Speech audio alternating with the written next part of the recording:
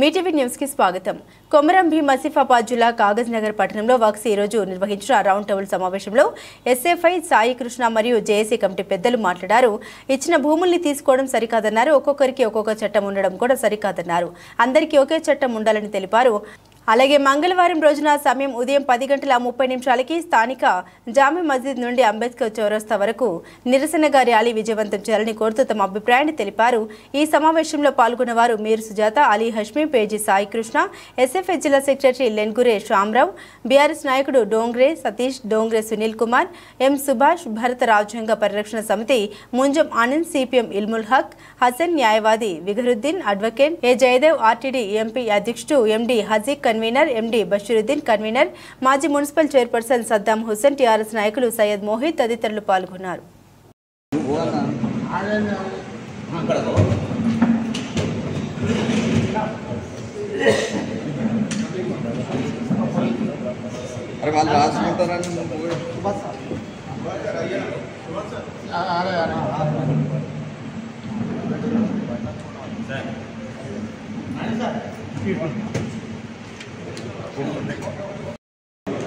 సమకూడాలి, అందరూ ఒకటిగా ఉండాలంటే మనకు అంబేద్కర్ గారు చెప్పారు. ఆ కాలంలో మనకు ఓటు అనే ఆయుధం ఉంది. ఆ ఓటు అనే ఆయుధం ద్వారా మనం అందరం కూడా రాజులని ఎన్నుకుంటాం. మనం చూస్తున్నాం ఈ కాలంలో కూడా మనమంతా కూడా మీకు కోపం రావచ్చు, కానీ మన ఓటుని మనం అందరం పంపుకుంటున్నాం. మన స్వార్థానికో, మరి తాగడానికో, తినడానికో ఓటు నమ్ముకొని మనం ఈరోజు ఈ స్థాయిలో ఉన్నాం. ఇలా ఉన్నాం. మసాజిద్ ఫెడరేషన్ ప్రెసిడెంట్ వారిని కూడా రిక్వెస్ట్ చేస్తున్నాను, వేదిక పైన రావాల్సిందిగా కోరుతున్నాను.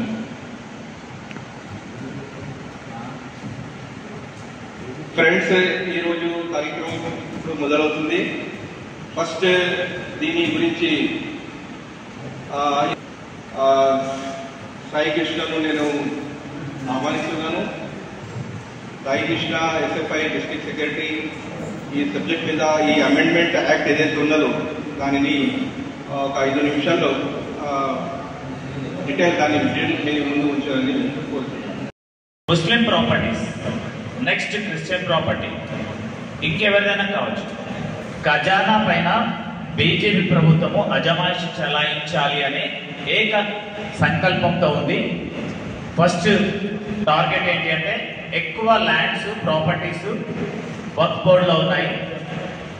సో దాన్ని క్యాప్చర్ చేయాలి. ఇది పెద్ద గొడుపుటాని. హైదరాబాద్లో ఉన్నటువంటి నిజాం ఆస్తులలో ప్రతి స్టూడెంట్కి, పూర్ స్టూడెంట్కి నిజాం ట్రస్ట్ నుంచి అది హిందువా, ముస్లిమా, క్రిస్టియనా, ప్రతి మతానికి సంబంధించినటువంటి స్టూడెంట్స్కి స్కాలర్షిప్ శాంక్షన్ చేయడం జరిగింది. నేను విట్నెస్. దేవుడి కోసం, మసీదుల కోసం కావచ్చు, ఆ వక్ఫ్ ఏదైతే ఉందో మసీదుల కోసం, విద్యాలయాల కోసం, చారిటబుల్ ట్రస్టుల కోసం, ఇటువంటి వాటి కోసం ఆ భూమి అనేది, ఆస్తి అనేది మనం ఉపయోగించుకోవడం అనేది జరుగుతుంది.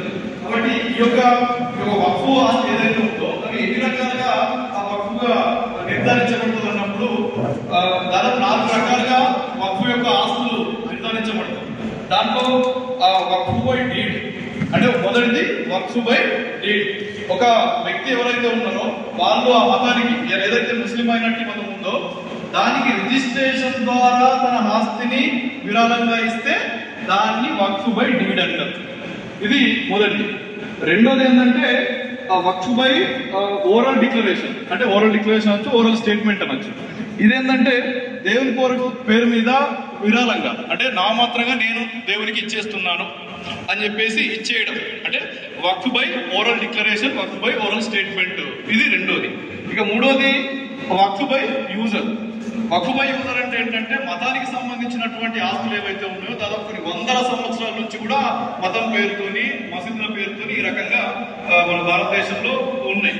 వాటిని వక్ఫ్ బై యూజర్ అంటారు. వక్ఫ్ బై యూజర్ అంటే చాలా కాలం నుంచి పురాతనమైనటువంటి ఆస్తులు ఉన్నటువంటి ఏదైతే ఉందో, వక్ఫ్ పేరు మీద ఏదైతే ఉందో దాన్ని వక్ఫ్ బై యూజర్ అని చెప్పేసి చెప్తాం. ఇంకోటి ఏంటి, వక్ఫ్ బై గవర్నమెంట్. అంటే గవర్నమెంట్ మతానికి సంబంధించి, ముస్లిం అయినటువంటి మతానికి ఏదైతే గవర్నమెంట్ ఇస్తుందో వక్ఫ్ బై అంటే గవర్నమెంట్, దాని ద్వారా ఇచ్చేటువంటి ఆస్తిని వక్ఫ్ బై గవర్నమెంట్. ఈ 4 రకాలుగా మనకి వక్ఫ్ ఆస్తుల్ని వర్గీకరించాలి. దీంట్లో ముఖ్యంగా దాడి జరిగేది ఏ విషయాలపైన అంటే waqf by user, waqf by government declaration. అంటే ఏదైతే నామమాత్రంగా విరాళం ఇస్తున్నారు అన్న భూముల పైన, ప్లస్ ఇంకోటి ఏంటంటే ఏదైతే వక్ఫ్ బై యూజర్ అంటే దీర్ఘకాలంగా ఏదైతే మతానికి సంబంధించినటువంటి ఆస్తులు ఏవైతే ఉన్నాయో ఆ ఆస్తుల పైన ఈరోజు దాడి జరిగేటువంటి పరిస్థితి చాలా గణనీయంగా ఉంది. కానీ ఇప్పుడు దాదాపు 7 అంటే 2 hours డిలే. నేను పాలకు 6 వచ్చాను, 6 వరకు వచ్చాను. వచ్చినాక నుంచి ఇంత డిలే అంటే 1.5 hour 2 hours వెయిట్ చేయాల్సిన పరిస్థితి. అంటే ఈ ఇష్యూ చాలా బర్నింగ్ ఇష్యూ, చాలా మాట్లాడుకోవాల్సిన విషయం. ఇలా ఒక కేవలం ముస్లిం మైనారిటీ మీద మాత్రమే జరిగేటువంటి జాగ్రత్త చూడొద్దు. దీన్ని కేవలం కొంతమంది అనుకుంటారు వక్ఫ్ సవరణ చట్టం అంటే కేవలం ముస్లిం మైనారిటీ వాళ్ళకి సంబంధించింది, మాకేం సంబంధం అనే ఒక ఆలోచన దూరంలో ఉంటుంది ప్రజలు. కానీ తప్పు. ఇలా వక్ఫ్ సవరణ అంటారు, రేపు ఇంకో క్రిస్టియన్ మైనారిటీ కనబడుతుంది, ఇంకా మిగతా మైనారిటీ వాళ్ళ మీద కూడా పడేటువంటి పరిస్థితి ఉంటుంది. కాబట్టి అనేక అంశాలపై దాడి చేస్తుంది ప్రభుత్వం. కాబట్టి దీన్ని మాట్లాడాల్సిన అవసరం ఉంది. ఇది కేవలం ఒక వర్గానికి సంబంధించింది, ఒక మతానికి సంబంధించిన అంశము కాదు.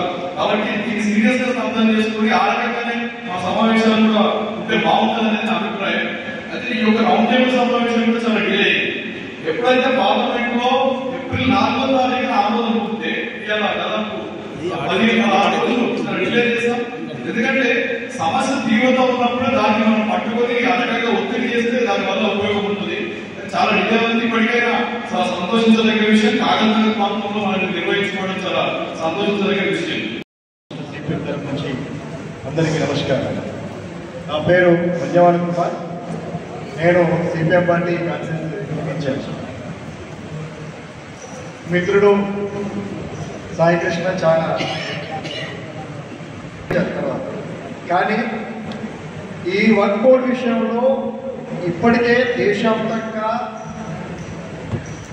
ఒక భాషలో కాదు, దేశంలో ఉన్న అన్ని భాషలలో క్లుప్తంగా విశ్లేషణ జరిగింది. అయినా మనం కూర్చోవడానికి ఇంత సమయం పట్టింది. కమ్యూనిస్ట్ పార్టీగా మేము ఎప్పటి నుంచి ఒక మాట మాట్లాడుతున్నాం. మన దేశంలో విషబీజం పడింది, ఇది ఏనాడికైనా ప్రమాదమే. ఈ విషబీజము ఏనాడికైనా మన ప్రాణాలు తీస్తుంది అని చెప్తున్నాం. ఈరోజు మనకు కనపడుతుంది. ఎక్కడ కనబడుతుంది? ఇవాళ ఒక మతాన్ని ముట్టినందుకే కనబడుతుంది మీరు అనుకుంటున్నారు. కాదు, ఇవాళ హిందూ మతంలో కూడా పట్టింది, క్రైస్తవ మతాన్ని పట్టింది, ఇస్లాం మతాన్ని పట్టింది, అన్నింటిలో తోరింది. అందరినీ నాడి చేయడానికి విశ్వాసం ఉంది. ఈ రాష్ట్రమే కాదు, మీరు ఇంత రాష్ట్రం అని చూడొచ్చు. ఈ యొక్క వక్ఫ్ సవరణ చట్టం 2025 ఏదైతే నిన్న రౌండ్ టేబుల్ సమావేశం పెట్టామో ఈ యొక్క నిరోధకాన్ని, అదేవిధంగా దీనిపైన మాట్లాడడానికి కోసం వచ్చినటువంటి మిగతా నాగార్జున ప్రాంతంలో ఉన్న వివిధ ప్రజా సంఘాల నాయకులకి అందరికీ కూడా ఎస్ఎఫ్ఐ తరఫున ధన్యవాదాలు తెలియజేసుకుంటూ, ఇలా భారతదేశం లౌకికత్వంతో కూడుకున్నటువంటి దేశం. అంటే భిన్నత్వంలో ఏకత్వంగా భారతదేశంలో ఉన్న ప్రజలందరూ కలిసిమెలిసి జీవించాలి, అందరికీ సమానమైన హక్కులు అవకాశాలు కలిగి ఉండాలని చెప్పేటువంటి రాజ్యాంగాన్ని కలిగి ఉన్నటువంటి దేశం భారతదేశం. దాంట్లో భాగంగానే ఇలా ముస్లిం మైనారిటీ వాళ్ళకి వక్ఫ్ లాంటి సవరణ చట్టం, వక్ఫ్ చట్టం, అదేవిధంగా హిందువులకైతే ఎండోమెంట్ యాక్ట్స్ కావచ్చు, అదేవిధంగా క్రిస్టియానిటీ వాళ్ళకి ఇండియన్ సక్సెసర్ యాక్ట్ కావచ్చు.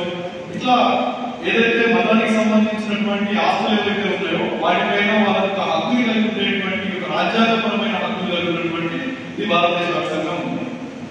ఇలా మనం ఈ కార్యక్రమాన్ని నిర్వహించుకుంటున్నామంటే దానికి ముఖ్య కారణం ఈ మధ్య కాలంలో కేవలం ముస్లిం మైనారిటీకి సంబంధించినటువంటి ఆస్తుల పైన ఒక అజమాయిషీ చెలాయించడం కోసం కావచ్చు, ముస్లింల ఆస్తిని తగలిసే ఒక ఉద్దేశంతో కేంద్ర ప్రభుత్వం ఈ వక్ఫ్ సవరణ చట్టాన్ని తీసుకురావడం జరిగింది. 2024లో ప్రవేశపెట్టి 25 ఏప్రిల్ 4వ తేదీన జాయింట్ పార్లమెంటరీ కమిటీ యాక్షన్ ద్వారా ఇది రాజ్యాంగం ద్వారా ఆమోదం. గుడ్ ఈవినింగ్, జై భీమ్, సలాం అలైకుం. ఇప్పుడు ఈ యొక్క వక్ఫ్ చట్టం ఏదైతే ఉందో ముఖ్యంగా మనుషుల్ని మనుషుల నుండి వేరు చేయడానికి భావించబడుతుంది. అలాగే ఈ యొక్క చట్టం ద్వారా ఎవరైతే ముస్లింస్ ఉన్నారో వాళ్ళ యొక్క బతుకు మూలాలు ఏవైతే ఉన్నాయో ఆ బతుకు మూలాలపై దెబ్బ కొట్టడానికి ప్రయత్నం జరుగుతా ఉందని చెప్పుకోవచ్చు. ఎలా అంటే ఇందాక చెప్పినట్టుగా తిరుపతి బాలాజీ, తిరుపతిలో కేవలం ముస్లిం హిందువులు మాత్రమే బిజినెస్ చేయాలి, ముస్లింస్ ఇద్దరు కూడా బిజినెస్ చేయకూడదు అనే దాంట్లో మనకు అర్థమయ్యేది ఏంటి?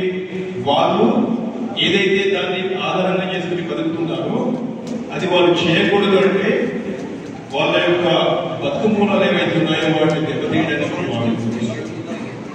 అలాగే ప్రభుత్వాలు ఏవైతే ఉన్నాయో ప్రభుత్వాలని కూడా మనుషుల్ని కలపడానికి చూడాలి, కానీ కలపడానికి కాదు వేరు చేయడానికి ప్రయత్నిస్తుండగా ఈ యొక్క చట్టాల ద్వారా